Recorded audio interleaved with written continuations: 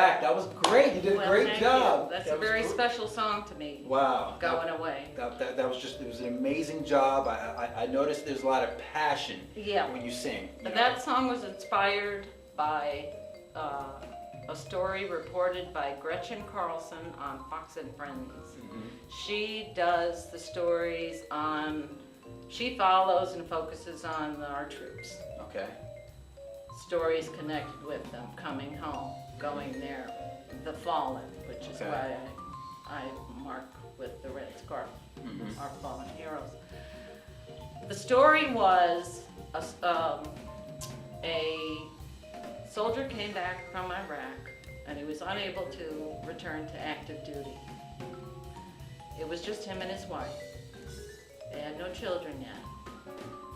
And what happened was he came home and they talked about their love for each other, their dedication to America, the Constitution, freedom, why he was fighting. I'm sure they went through agony over his injury, and they were so dedicated and committed that his wife enlisted in his place. Really? That takes a lot. And that story just overwhelmed me. These songs just pour out, that one just poured out from a child's eyes, watching this go on at home and not understanding why Daddy was going away, and then why Mama. You know, it's all about commitment to the red, white, and blue, and a lot of people tend to forget these sacrifices that are made. Especially with everything that's going on now, we've got to remember our troops. Buy those telephone cards at the post office, do whatever you can to help them know that we want to keep in touch with them, that we love them, and that we support them.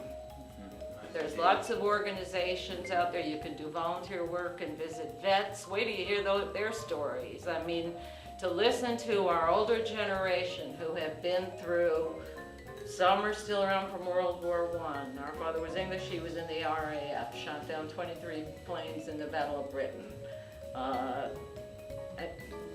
Our older generation has so much to offer us in wisdom.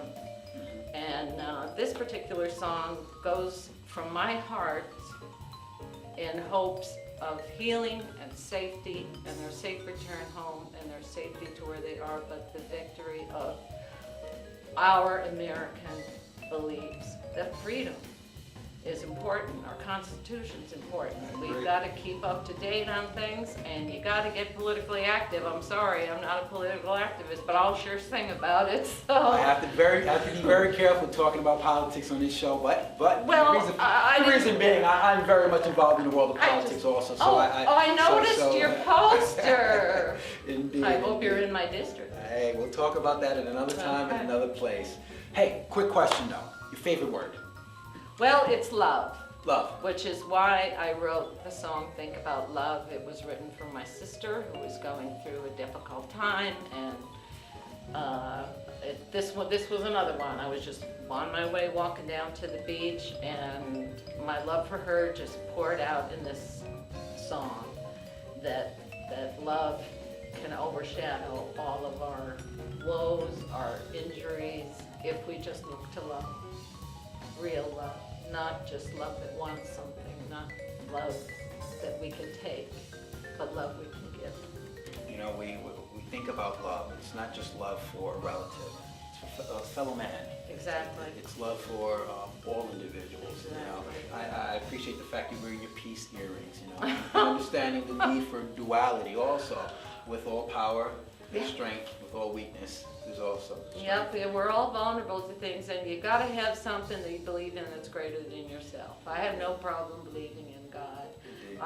In fact, when Marisa called me, I was just going to say that before. I was thinking, where am I going with this? And then she called, and it was like a blessing. It was an answer for a prayer for me that yes, I should be singing my songs. I should be sharing my feelings, my joys, pain, sorrows. We all feel it. We all got soul. Least favorite word? I'll tell you, racism. Racism.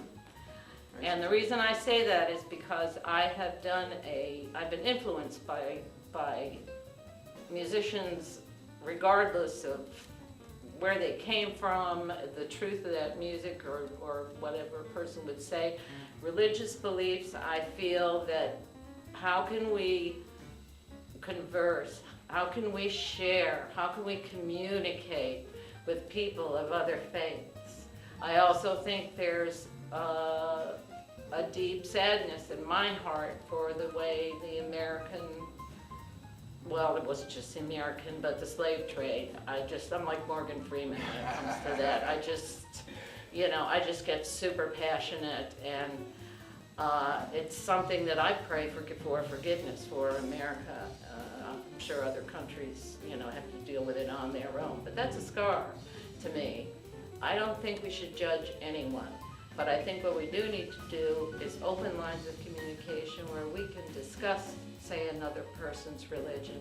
I did a world study of religions for a period of about 2 years, and I found communities in Nubian Africa, their creed for their community and their village was the 10 Commandments. And that really opened my eyes, and I thought, wait a minute, I'm not getting this at all here, So what I encourage people to do is get educated, read, talk to people of other faiths, share your beliefs with them, ask them to tell you where their beliefs come from. Fair enough. Digging into infinite intelligence is very, very important. But I know we're running out of time. Could you come back for at least one more? Oh, I'd love to. I really appreciate it. Thank you. Hi, I'm Marisa Miles here on the path with Lisa Montanaro, certified professional organizer. Hello, Lisa. Hi, Marissa. Okay, Lisa. Certified professional organizer. Explain what the focus of your business is. I will, thank you.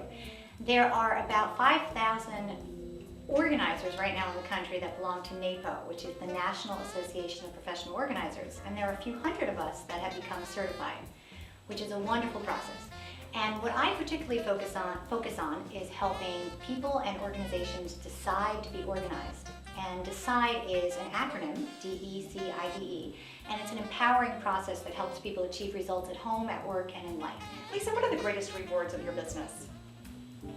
I would say being able to watch people make changes that positively affect their life. Being able to watch a person get their life, their home, their work organized, and all the benefits that come with that is amazing. It really is. And being able to enact positive, proactive change on a daily basis in small ways and in big ways is very rewarding. And when I have someone that says, "You've changed my life," that really, really hits you. And I think that, to people that don't really know what an organizer does, they think, what's the big deal? You go in and color code someone's files, but you're actually giving them a system that they can maintain, that empowers them, gives them confidence, and helps them prioritize and focus on all the other things in their life that they should be able to focus on, but for the fact that they are not able to find things and scurrying around and losing time and losing energies. So, a less stressful life. Exactly. So I think that's the most rewarding part, are watching the changes. And when someone shares that with you, it's really exciting. Oh my God, I bet. Probably very motivating for you too. Exactly. To keep going. Waiting for the next project. Exactly. Any funny memories or any funny stories you would like to share?